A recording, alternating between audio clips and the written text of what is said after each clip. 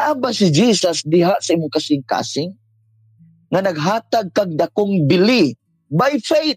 Try to imagine, ang imo lang buhaton mo tuo kaniya. Dili na kinanglan nga magpalangsang pug ka, magsakripisyo, minatay pug ka, sitawag ana nga bitaw magritual pug ka nga mura pug imong magpenitensya ka. Dili na naigo pangaysunan nga bayra ni imong sala. Nagbuto na naon, moral lang kaanag nag-ulog-ulog. Ano dahil kulang pa itong gibuhat ni Jesus? Muna si Jesus nagsakripisyo kay di ni mo kaya. Bitaw na sa mga social media, doon ay mga katawanan dire nga sila nag-portray po, naghimo po sila ilang sakripisyo, nagpalangsang-langsang kunuhay, nagpasaan og cross, o niya karon kay nalabihan og bunal, may balos pog sipa dito sa nagbunal niya, kay kusog rin daw kayo. Nga, imagine, pangaysunan, wala, yun na ikapuslanan.